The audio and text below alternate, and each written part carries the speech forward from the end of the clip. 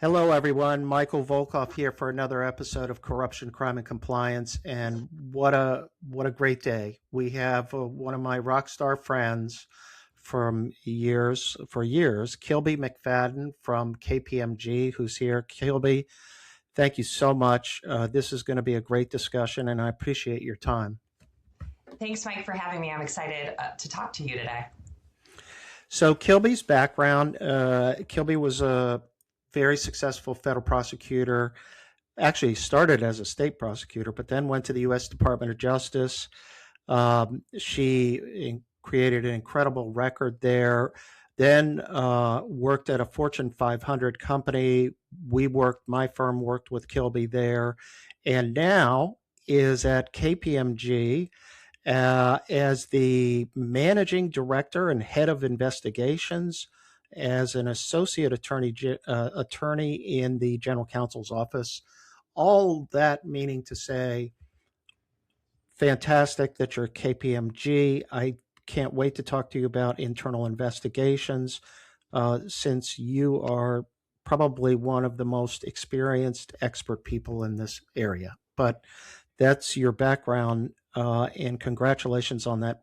I would just put a plug in for Matt Miner, who is the sort of VP and the head of legal at KPMG. I worked with Matt on Capitol Hill. He sets a great tone at the top at your organization, and obviously brought you in to help in this specific area. But tell us a little bit, Kilby. I don't want to embarrass you on your great career, but tell us a little bit about what you're doing now, and what you're sort of in the middle of building and when you got there. Yeah, so thanks, Mike, for that very kind introduction. I'm thrilled to be here at KPMG. I joined as a managing director this past July, so coming up on 1 year in July of 2026.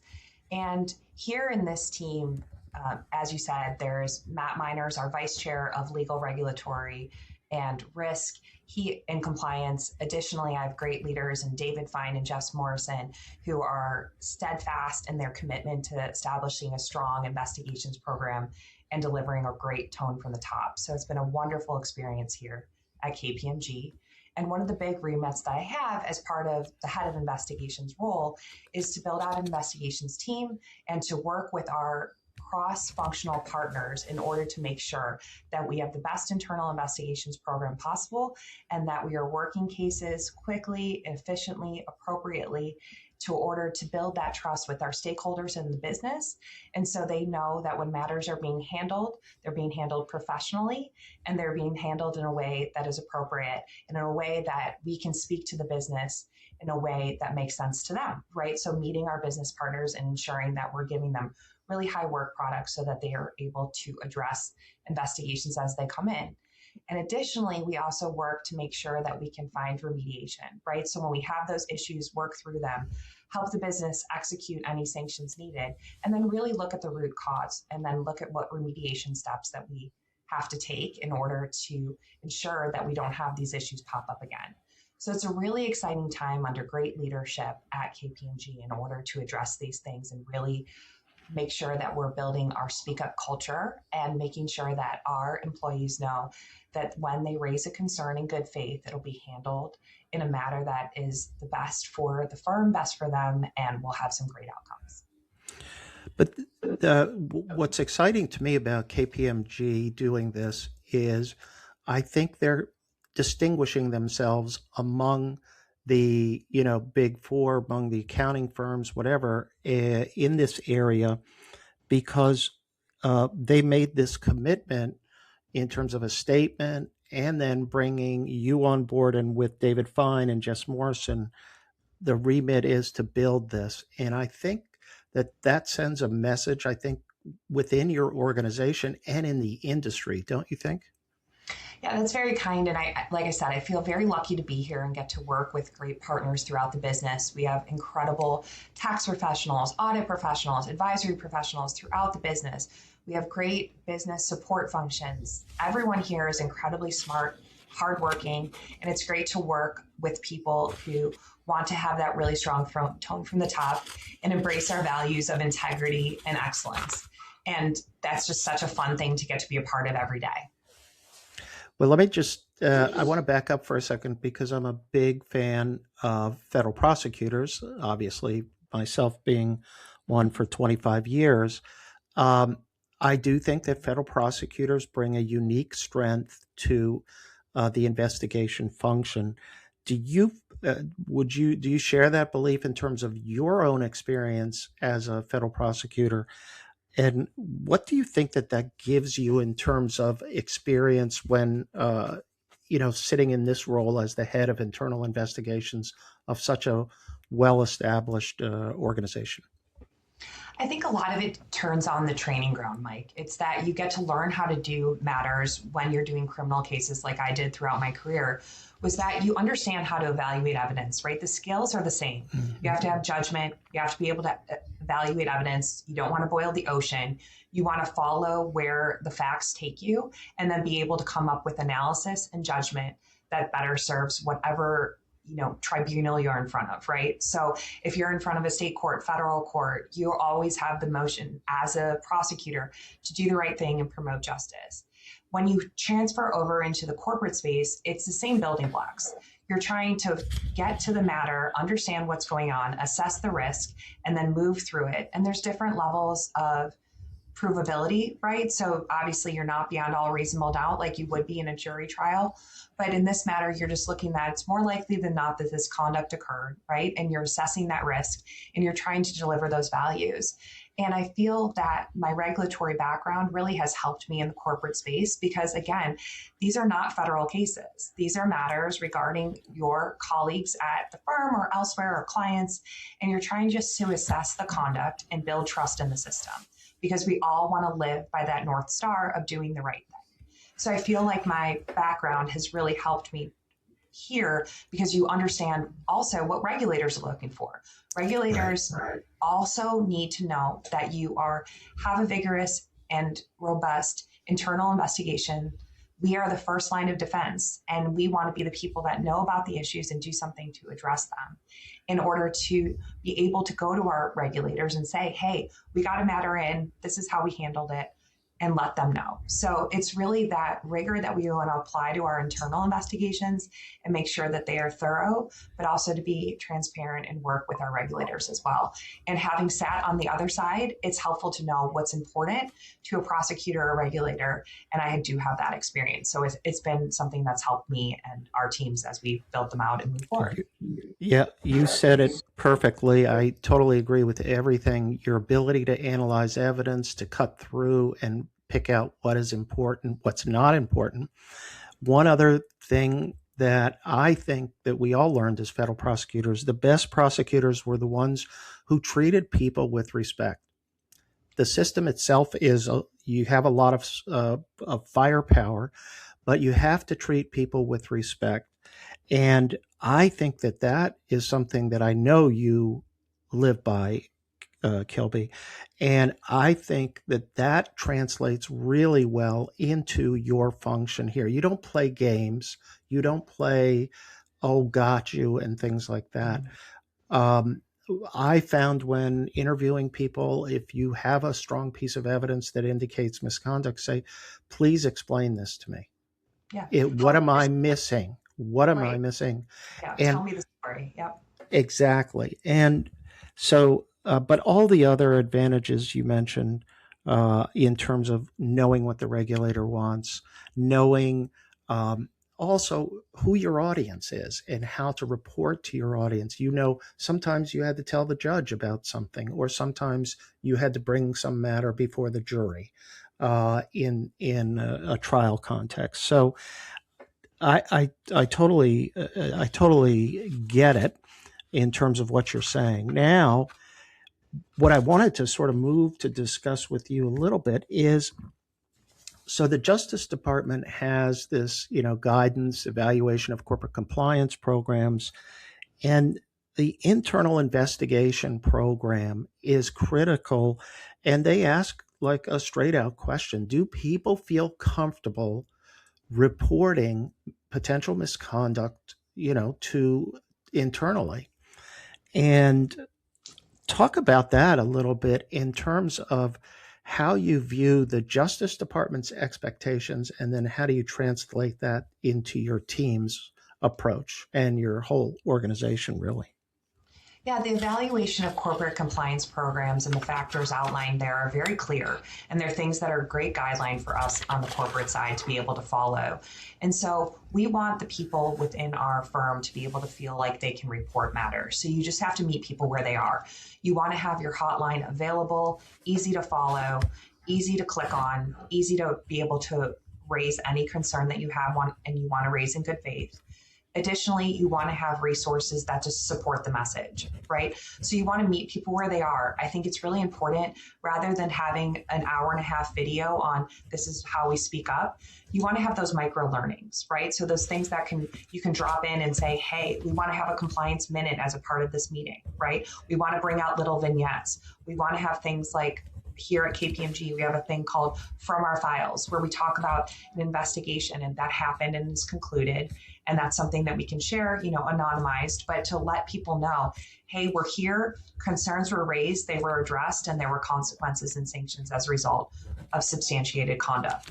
So trying to find there's different ways that we can meet people and, having simple things like having a QR code, right? You can scan it and raise a concern and go right there. Like, make it so that our leaders are always demonstrating that and has strong tone from the top really does support others reporting. And so if they know when they raise a report, or they raise a concern, it's going to be handled well, and your leaders believe in the system as well, you will find that people feel more comfortable. And if they feel like they're treated with respect and they're told what's going on, for instance, we have an investigations video that we send out whenever we have a conversation with someone, and we say, here's what to expect. Here's what an up-down warning is. Here's how we're going to walk through it. This is what to expect, just to ease people's concerns, right? It's always hard to get that note that you're going to be meeting with internal investigations. We want to do a good job of easing people's concerns, lowering their shoulders, reducing their anxiety, and letting them know exactly what's going to happen. I think it's really helpful, and it's a basic tenet of treating people well, right? You want to be a good human. You want to treat others with respect. And regardless of what the conduct is alleged, you want to make sure that you are treating people the way that you'd want to be treated. And I think that's a tone from the top that's set from the very highest parts of the firm, and it trickles down throughout. And it's a culture of compliance that you want to build and work towards every day. Well, you mentioned so many important ideas in that. I want to break down some of these because one thing that I noticed you said was having multiple channels for people to report. In other words, people can use the reporting system that you might have.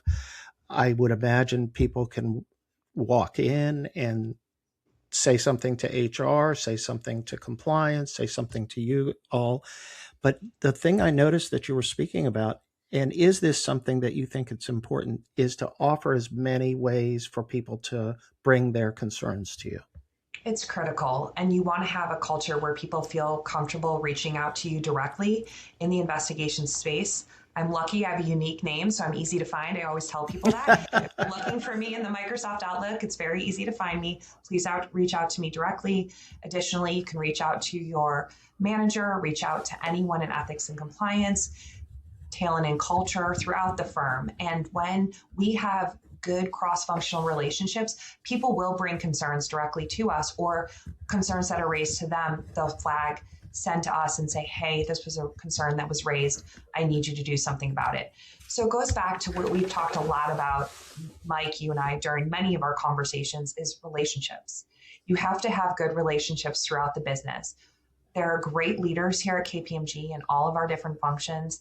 They are incredible. They have a wonderful tone from the top. It is such a good resource to be able to have them and know that what the work that we're doing helps support what they're driving in the business, and vice versa. And the fact is that if people are throughout the business and they know, hey, our internal investigations team, they're good to work with, they're going to treat you with kindness and respect, and they're going to be professional, that builds that trust in the system, and that's just critical. So it's having those relationships, having people know who you are and what you're doing is so critical for the health of an internal investigations group. And the other idea I wanted to follow up on, and it's a great I mean, this we could talk for hours about this, but the idea of easing people's concerns. How do we get people to trust the system?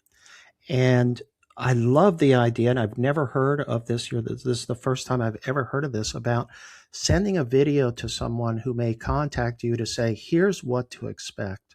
Yep. I think that the thing that I love about that idea that you guys are doing is that it says, here's our procedures, here's what we're going to do. Hold us accountable if we don't follow this, what we're telling you. And and to me, that's like an important step in building trust in the system. And what do you, I want to hear sort of your thoughts on that idea, and how how do you, when you meet someone for the first time, what do you say or do? Are there any like pieces of advice you have to people when they first meet a reporter who's pretty nervous about the whole situation? Yeah. It goes back to the fact that we're not playing gotcha ever, right? So when you lay out what you're doing, you're being transparent and you're building trust in the system. So the video is a great idea because people can watch it when they get the calendar invite and they can see it, they can ask questions about it. They kind of know what to expect, with takes away the fear, right? You'll remember when you were younger and you would go to the doctor's office and you would know it was a shot day, you'd be scared. You'd be like, oh my Yeah, gosh, I'm right, getting a shot today. And you sometimes you'd have a mother that would tell you that or not, right? And I'm not going right, to judge. I know what kind I had. So it was a matter of understanding, right? Like what laying out those expectations. We're going to have a conversation. You don't need to do any preparation. You just need to come and tell the truth. And that's what's required by our code of conduct and our values at the firm. So I think that's really helpful. And then honestly, it's talking to people, letting people talk. Sometimes when the reporter is needs to just get out what's happening, especially when it's issues that are really serious and maybe they felt like others haven't listened to them before. And it's just demonstrating that active listening. That's so critical for investigators. I think you know this based on your career. I certainly know based on mine that you learn more by listening, right? You have the people they will tell you, and they will keep going, and they will feel like they are heard. And then you can almost see their shoulders come down, right? mm, They are much more relaxed and much more prepared to just relay the facts as they occurred.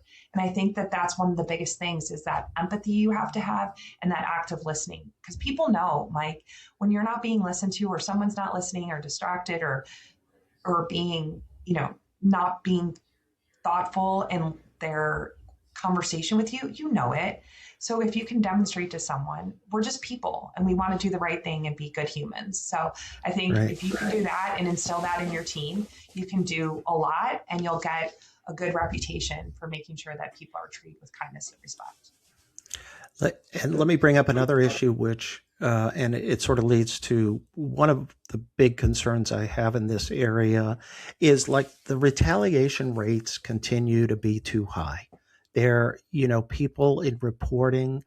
Um, so an interesting fact that came out of a recent NAVEX report was that the rate of anonymous reporting has gone up. But what's really interesting is that the substantiation rate also went up for anonymous reporting. And to me, that says, and I want to get your thoughts on this, that people are a little bit concerned about disclosing their name, but they are bringing legitimate concerns. And it's kind of like a plus on one side and a negative on another side. And how do we get at the issue of the fear of retaliation, and how do we make a dent in that perception? And I will tell you one story, and I'm sorry to do a war story, but in one case where a company that I worked with, they actually prosecuted somebody, actually fired somebody for retaliation. That had such an impact on the culture. That had, because here was an egregious case, and the company said, this is our value, and we're not going to put up with retaliation. And it was a blatant case. Okay. So how do we work at that perception? How do we deal with that? Because um, the easing concern that you're talking about, the trust, these are all positives that should have a big impact. But anyway, go ahead. No, I think you're right, Mike. And it's honestly, it's just the matter of like our world is there's a lot of change afoot, right? There's a lot of uncertainty. I think people feel that in the business world, given everything that's going on overseas right now. There's just a lot of uncertainty throughout all different industries. And I think it's one of those things that people feel more comfortable in this more online culture by reporting anonymously, right? And you have to remember too, Mike, not to give away my age, but the millennials are used to like AOL chat rooms, right? So they're used to Right. going on and being anonymous. They're not having, it doesn't say Michael Volkov, right? It says, Mike1234 at AOL.com, right? And so they're used to like that little bit of anonymity. So I think there's something there, right? I don't know for sure because I read the same NAVX reporting and other benchmarking. And as we're trying to stay on top of everything from as compliance professionals, it's really critical to understand those trends.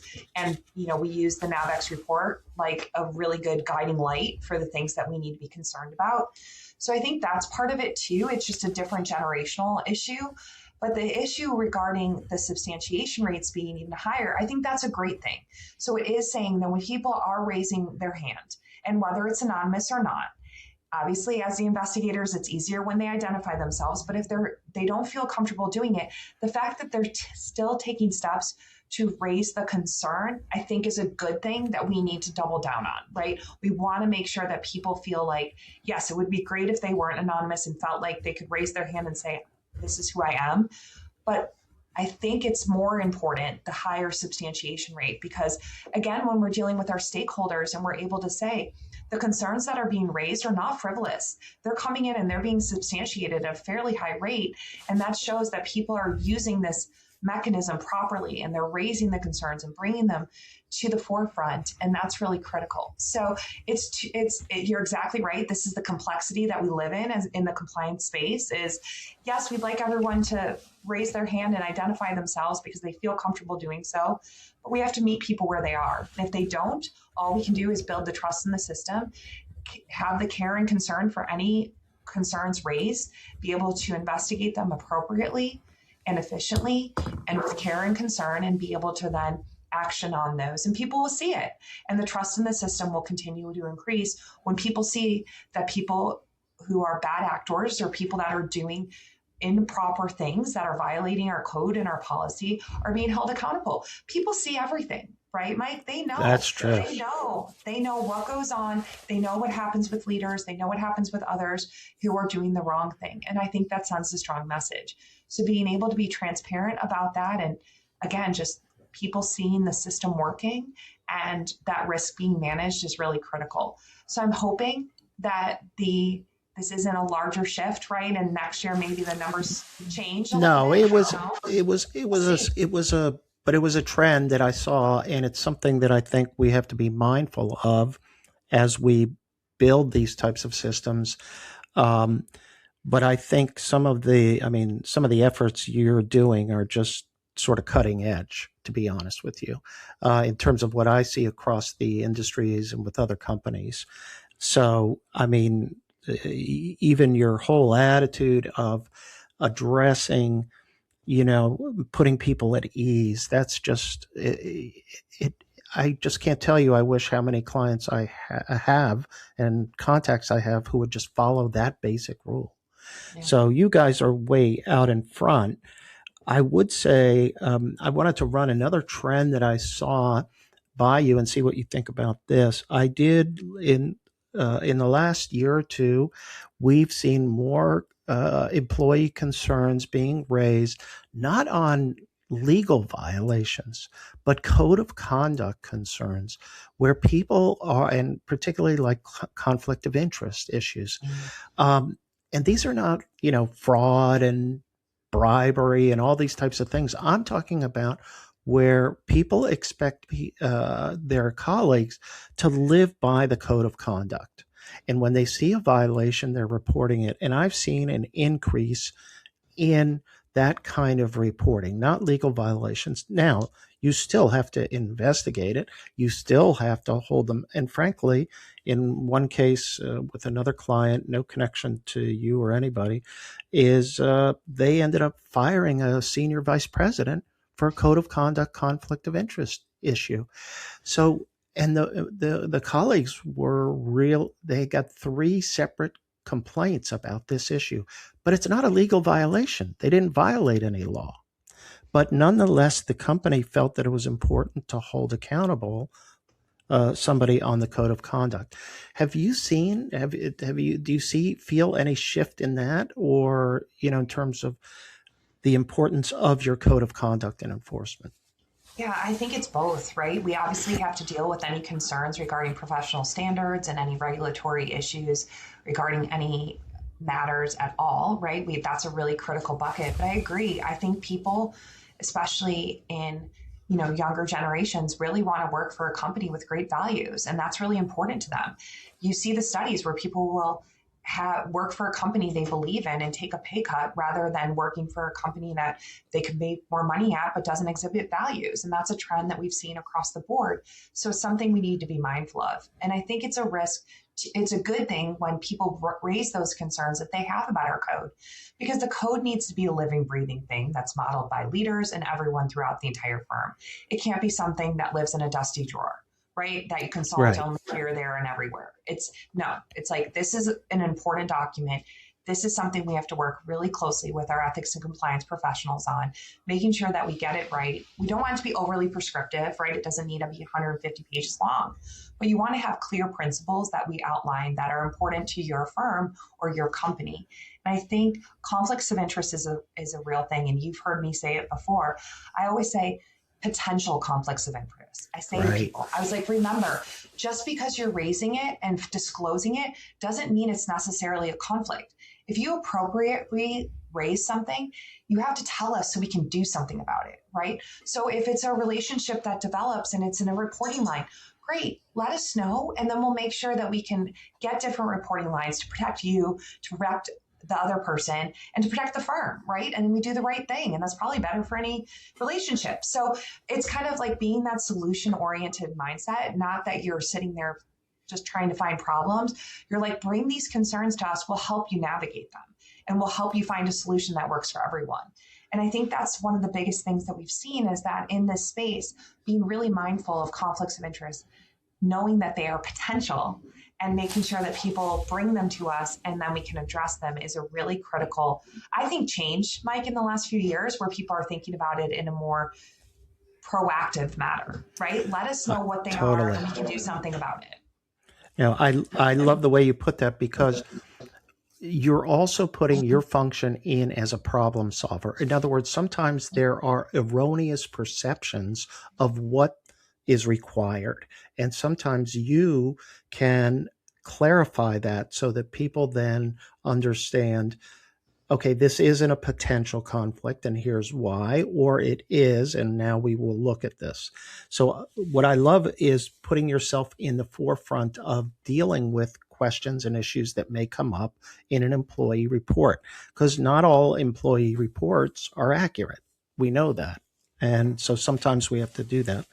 I want to go back, though, to I have a couple other points, but one thing I've heard you say this phrase, and I love it. It's that the importance is for you to get the little stuff right. And I love that phrase. Now, that doesn't mean it's unimportant, but what can you explain what you mean by that phrase? And I think you should trademark it, patent it, or whatever you want. Okay. And, but I really think that this is important in your function. And can you explain that and what you mean by that? Yes, and I know you're familiar with the book by Will Guidara, Unreasonable Hospitality. That's something Mhm. that the KPMG firm has done a great job of embracing. He spoke at our partners meeting last year, and we all were able to learn so much from reading his work and kind of really thinking about it in a critical fashion. And I think one of the biggest takeaways of that is, and there's someone on my team who raised this, as like Roger Federer says it, right? It's a matter of, if you're going to be excellent, you've got to get all the small things right. And that's something that throughout the firm, and definitely with our investigations, our ODC, our talent and culture, ethics and compliance, risk management professionals, we're always looking to try to improve and figure out the best way that we can get all the little things right. Because it can seem really overwhelming when you first look at an investigation and go, oh my gosh, what are we going to do here? How are we going to attack this? And it's like, break it down. This is how we always work, right? You've got to lead the jury to the verdict. You got to break it down, walk through it element by element, regulation by regulation. And I think that's what we have to do here. It's a similar lesson that we've learned. And so treating people with respect, being responsive, being someone who's thoughtful and how you handle matters, making sure that you're addressing confidentiality, right? Just like building trust. And if you can get those things and those communications done well, and you're working things quickly and efficiently, I say this all the time, but if someone raises a concern and that concern is sat on and nothing is done about it for months and months and months, it erodes trust in the system. But if you get the matter in and you get an acknowledgement as a reporter, hey, we've received your concern, we've done this within a day, maybe 2 at the most, right? We've evaluated your concern. We're gonna open an investigation. We're gonna address it. That already gives that person a sense of, I did the right thing by reporting something, that my colleagues are gonna do something about it. And then they're gonna, hopefully at the end of the matter, realize, wow, it was the right thing to speak up. And we wanna laud those people who speak up, right? We wanna support them and say, you did the right thing. And I think that's one of the critical things we need to do. So getting all those little touch points right? Like all the things you think about, as Will talks about in the book, it's like that initial email to the folks, having that video, right? Having a clear understanding of what's going to happen, laying it out for people, reminding them of their duty of candor and their duty to tell the truth, and making sure that we're following up with them, and then following up with the business, our stakeholders, witnesses, and making sure that everyone knows that we're all working as we're prioritizing the matter and working through it. So I think it's really critical. And it's also just like setting that tone at the top as a leader. As compliance professionals, it's a really tough role, right? These are hard roles. There's a lot of nuance. There's a lot of stakeholders. There's a lot of interest. But if we can get this right, we can drive a lot of value. And as someone who's not necessarily, we're not in the sales, we're not forward facing, client facing the majority of the time, right? We're trying to build and help be an engine for the firm. And when we do these things right, it builds that confidence in the firm, in what you're doing, in that mission that we talked about earlier, right? Then people feel like I did the right thing happened. I'm at a place where there are professionals here that care, want to do the right thing, and want to make sure that things run smoothly and make sure that people's concerns are addressed. And so if we can do that, then we build that trust in the system, and there's nothing better. So it's really a matter of thinking about us as a client service, right? Our clients are our colleagues, right? And that's a different mentality, Mike, because 10, 15, 20 years ago, it was very much like, here's the investigations team. They're going to come be, mini prosecutors and mini agents here and come for you. And that's just not the culture that we have. And it's not the way to be an effective compliance professional. You've got to be someone who can work with the business, work with your teams, be open to feedback, right? And be people that are always trying to continuously improve. We can get better every day, and getting the small stuff right means getting a little bit better every day. If you get a little bit better every day, then you're going to be on a path of growth, and you're going to be able to help build the trust and the brand of your internal investigations program. And we know the less successful prosecutors, investigators are the ones who come into a room and try to act tough and threaten people, or, your job is on the line, you better tell me the truth. That there's enough pressure as it is when the person walks in, and you and I know that those techniques never work. No. The most successful interrogators or interviewers that I saw were FBI agents who sat and would talk to the person and take them at the human level, like you're talking about. Yeah. And so I think that translates directly from law enforcement into any investigation program. There are 2 points that you mentioned that I want to emphasize. One is the word gets back. I've been amazed. Okay, we may interview one person and then we interview another person. Everybody knows. They know who we interviewed, even though we may do it way on an offsite or whatever. People end up talking. Now, the other thing that I want to underscore that you mentioned was the requirement, and I get this question all the time. What do we mean by promptly closing an investigation or finishing an investigation? And you said it right that, it depends obviously on the complexity of it, but our goal is always to do it as quickly and efficiently as we can. And justice delayed is justice denied, as they always say, which is trite, but there is a truth. There is a truth kernel in there about what people expect, and I wanted to underscore that in terms of you're mentioning how you're in contact with the reporter, that you're being held accountable on your standards, and you're very, very mindful of being prompt in terms of resolving it and, letting the person know what the results were. But let me bring up one last issue because I know I'm taking too much of your time, but I want to one important issue that I find is really difficult. It's an issue that I've always advocated for, and I've seen some programs that do it well, some programs that don't. But I do feel that uh, the your constituency, your entire company watches what you do and the function that you have, and looks out how justice is meted out. In other words, if person number A is a lower level employee and does infraction X, and then a higher level person does infraction X and is treated differently, they get a slap on the wrist versus somebody else who got fired. And I call it uneven justice. And I've always argued for a collaborative function. Not, your role is obviously primarily the fact finder, but then having a collaborative function across the organization that is responsible for ensuring consistent justice.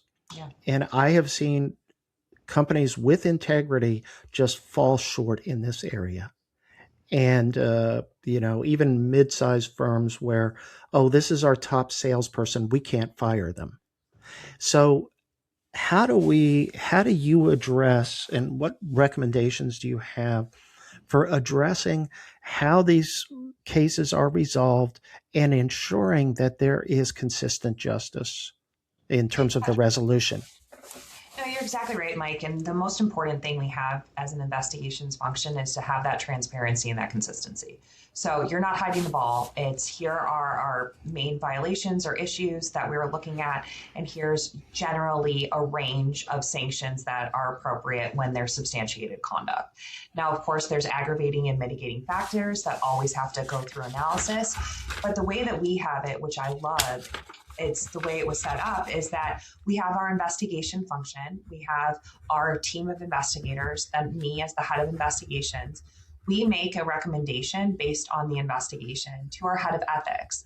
And that person then kind of acts like an umpire, right? Calls balls, strikes, and says, this is right, this is wrong, go back and ask more questions on this, or I'm not seeing this, right? So it's that internal check from an experienced compliance professional. So it just builds that internal trust in the system. So it's the investing, and this is not how it is everywhere. And it is, I think, a great asset here, because then the business knows that it's not only the investigators in this team, it's also being looked at by a compliance professional who can look at this, and not someone who is involved in the nitty gritty of the interviews, right? Or overseeing report writing, things like that, but can ask those great clarifying questions. So when the recommendation is made to the business can take heed in the fact that there have been a lot of people, not a lot of people that know about it, but just the people that have reviewed it, and there's rigor there. And so that they can feel like, okay, we're following our guideline range. We are looking at what our sanction recommendation range is for each matter, that this falls kind of squarely in a typical range. And then here are some additional aggravating or mitigating factors to be considered. And so having someone like in that umpire role, I highly suggest to people, this is a really valuable thing if you have the resources to be able to do it. Because as someone in the business, their days are so busy. They have so many interests. They have so many things that they have to do. We want to make their job as a sanction determiner as easy as possible. So we can do that, giving them comfort in the fact that we've really done a thorough analysis of the matter and been able to come to them with a straight faced recommendation on the sanction that's well grounded in inconsistency within how we've handled these matters previously. And we provide that transparency saying, listen, these are our issues. This is how we look at them. And this is the typical sanctioning range for this type of conduct that's substantiated. And I have heard of other companies putting sort of an ethics function separately to doing that. I think even, and Matt would know this better than I would, but I know that like there was a chief ethics officer at Walmart, and I think that, I don't know if they did the same function, but the idea of having, something separate, somebody separate, just with the eye of looking, reviewing the investigations, making sure they're consistently handled, is a really important control. And also it's just it's an insurance policy on your culture. So, well, listen, Kilby, we could go on for another hour and a half because I got about 24 more questions, and we haven't even gotten into all your war stories, which are amazing. If anybody's interested, but Kilby, if somebody wants to reach you to ask, one of our listeners to ask questions, advice, in terms of, internal investigation functions, and, sort of pick your brain for more ideas on stuff, how do people get in contact with you? What's the best way to reach you? I think LinkedIn is such an easy way. So send me a note. Again, there's not many Kilbys out there, so I'm easy to find. So Yeah. reach out, happy to be a thought leader with anyone, and understanding that we all have to benefit from being able to have our counterparts throughout different companies, firms, but be it, people still in the government, people working in corporate America. I think it's really critical. All these are tough issues, right? These are gray areas. We need to have thought partners that we can bounce ideas off of, anonymously, of course, but just saying, are you seeing these trends, right? And it helps us with our internal benchmarking. So always happy to engage with compliance professionals. I think they're unsung heroes of firms, and it's really important to know that you're not alone. And there's a lot of subject matter experts that can help you. There's great resources with the Society of Corporate Compliance and Ethics Professionals. There's great resources with Ethico, other places. Like, just look and you're going to find your people, and you'll find people that can help learn, and mentors like you, Mike, where you can have people that you can reach out to and say, hey, I've got a fact pattern for you, help me understand what you're thinking. And I think the more yeah, no, we all have stories in this regard, but one of the things that I just love about the compliance profession is the support that people give to each other. Yes. And I've been always, it's one of the culture things. It's what makes me so passionate about ethics and compliance, is that here are people like yourself, people who have had, significant investigation experience and have basically seen every fact pattern that there is, and making yourself available to people who, are learning, or, in the midst of, some difficult investigations or some other issues. So, Kilby, again, thank you. You are a rock star. And if I can ever beg you to come back, we'll get you back to talk even more about these issues, because they're going to continue. This is always going to be a hot button issue for people. And I think you've given people some great advice and some great sort of practical, ways to approach some difficult issues. But thank you so much for making your time. It's always great to see you. And thanks, Mike. I couldn't be more grateful. Always enjoy getting to talk to you about these issues, and understanding in the compliance profession, it is so important to have critical mentors that can help you throughout. And I've been blessed with some of the best in the business. So I'm always happy to pay it forward and work with anyone. And thank you for the opportunity, and thank you for the work that you're doing. As you know, I'm a big fan of the podcast and always listening to it. and sharing it with my colleagues as well. So thank you for the work that you do in this space because it's a really important resource for us all. Well, that's great. Okay. Thanks again, Kilby. Bye bye. Bye. Bye.